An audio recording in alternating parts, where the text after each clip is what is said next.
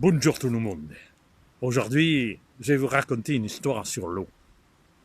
Et derrière, il y a Notre-Dame-du-Lac. Oui, du Thor. C'est à moins d'1 kilomètre de chez moi. Hein. Voilà, pour les mauvaises langues là. Ouais, ouais, ouais. Il fait beau. Il y a la Sorgue qui passe. Donc, cette première histoire sur l'eau, c'est important l'eau. Ici, on est en Provence humide. Et ouais, en Provence, il y a l'humide et le sec. L'humide, c'est la Sorgue, par exemple. Hein. Tous ces petits villages au bord de la Sorgue. Il faudrait préserver tout ça, d'ailleurs. C'est pas facile.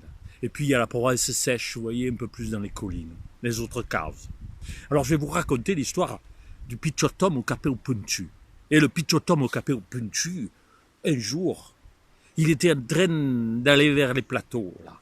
Et là, tout d'un coup, comme souvent en Provence, toute l'eau du ciel a décidé de tomber en même temps au même endroit. Là, d'un coup, splaf, et il faisait un vin à Debanalibio. Et j'ai dit, je ne pourrais jamais monter sur le plateau. Alors, je vais chercher un endroit, une oustao qui me donne la retirada, l'hospitalité. Et là, juste à la sortie du village, il y avait 12 oustao, juste l'une à costa de l'autre. Et là, ces maisons étaient occupées par 12 frères. Ouais, la première maison, le frère est riche comme la mar. Mais alors, là est comme un pécat mortal, mari comme la grêle, et avare comme une roue de ciglan. Et sa femme est repaillée. Juste à costa, l'autre frère, l'autre frère, est pauvre. Pauvre comme un vallon sans ail.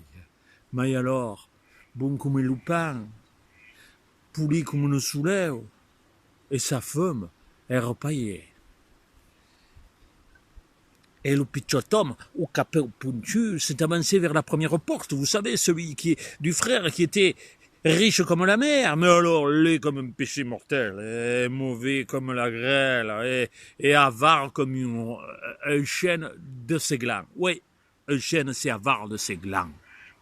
Et là, il tape à la porte. Et c'est sa mouillée qui ouvre.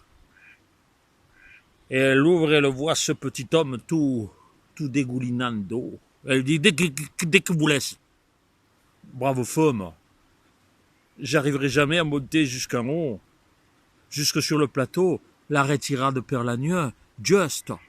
Hein? Vous laissez rentrer chez moi? Mon mari est pas là, il est à une foire. Et il est très jaloux. Alors pas question de vous laisser rentrer chez moi et en plus vous mettriez de l'eau de partout. Allez, bon vin. Et schlac, elle lui claque la porte au nez. Alors, le pichotom, au capéo puntu, fait quelques mètres. Il tape à l'autre porte.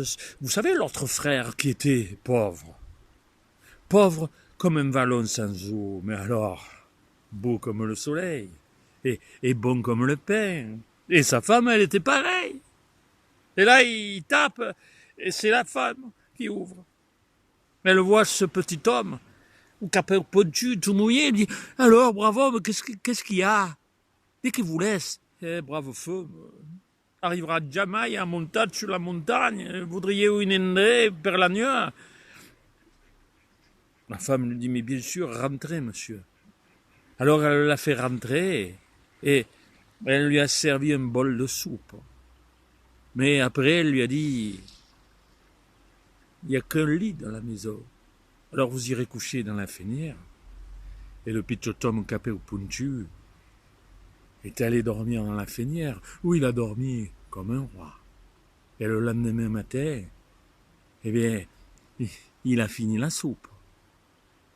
Et juste avant de partir, il a dit, brave femme, per gramassi de ton hospitalità, je vais faire un vœu, un don. Ton premier travail te durera toute la journée.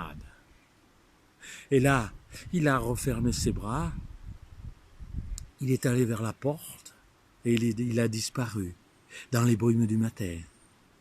Oh. La brave femme, elle s'est dit, ah bon, mon premier travail me durera toute la journée. Hier, j'ai fait la bugade. Et aujourd'hui, il faut que je la tire et que j'aille la faire sécher.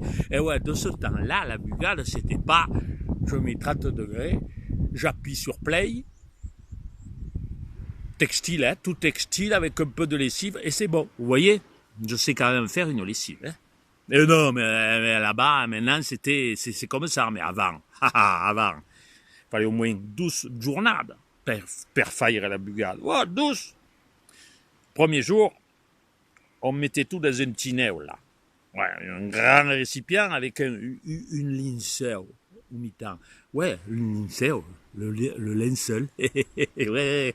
Et au fond, à la sortie, là, il y avait une sortie dans le grand tinéo, là. Et on mettait des petites branches de thym, on les mâchait pour empêcher que le linge passe. On mettait une tuile dessus. Et dessus, on mettait le linge. Ouais, alors, pour la femme, là, pas grand cause.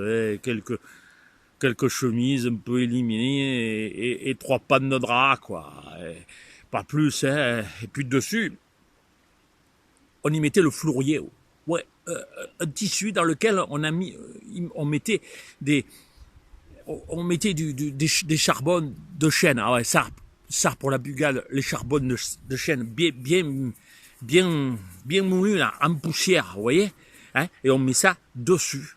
Ouais, dessus. Et puis là, on fait chauffer de l'eau à côté, et puis on commence, mais alors tiède, hein, attention, hein, il faut que l'eau soit tiède.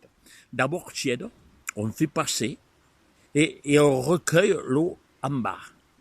Et on la remet. Et on la remet de plus en plus chaude, jusqu'à devenir bouillante. Tout à coup durant la journée. Hein. Et à la fin, elles acabent pour la première partie, elles acabent. Alors qu'est-ce qu'on fait? On s'arrête quand le jus est bien chocolat, vous voyez. Et vous savez ce qu'on faisait avec ce jus bien chocolat? Ouais, et on s'en servait pour astiquer les pommettes de nos bromasses de Provence. Vous savez, les pommettes rouges, là, oh, ça te les faisait brillantes, mon ami. Voilà, ça c'est la première partie. Elle est arrivée là.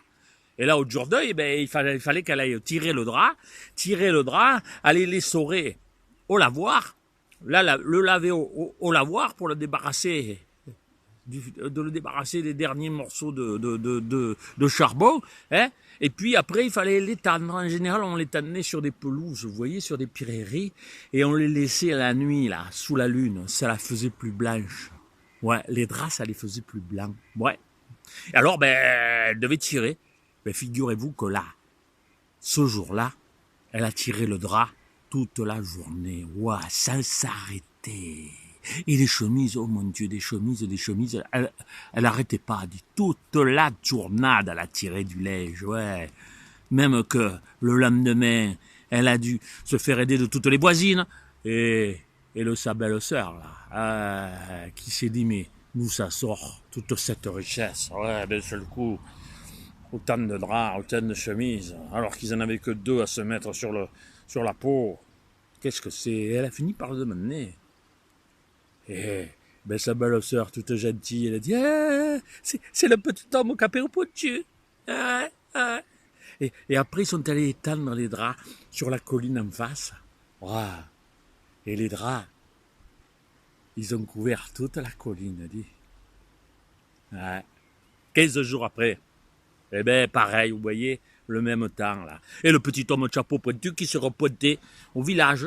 Il a passé le village, et là, toute l'eau du ciel a décidé de tomber au même moment, au même endroit. Il faisait un vent à des banalibios. Alors, il a demandé la retirade. Il est allé voir dans la première maison, là, à la sortie du village, et vous savez, chez le frère qui était riche comme la marme, et alors là, comme un picamorta, au mari comme la grêle, et avare comme une roure de ciglan, et sa femme, elle est pareille. Et c'est sa femme qui a ouvert. Oh, elle a vu le petit homme au chapeau pointu, elle a dit, bravo homme, je suis toute seule, mais qu'est-ce que vous voulez? Et bravo femme, la retirade per la nuit. Juste une per la nuit. Alors, la femme lui a dit, mais entrez. Elle l'a assis à table. Elle lui a fait manger du poulet. Et elle lui a servi une bouteille de vin. Et après, il est allé coucher dans un lit avec des dentelles. Où il a bien dormi. dormi. C'est vrai, il a bien dormi. Et le lendemain matin, il lui a offert du chocolat.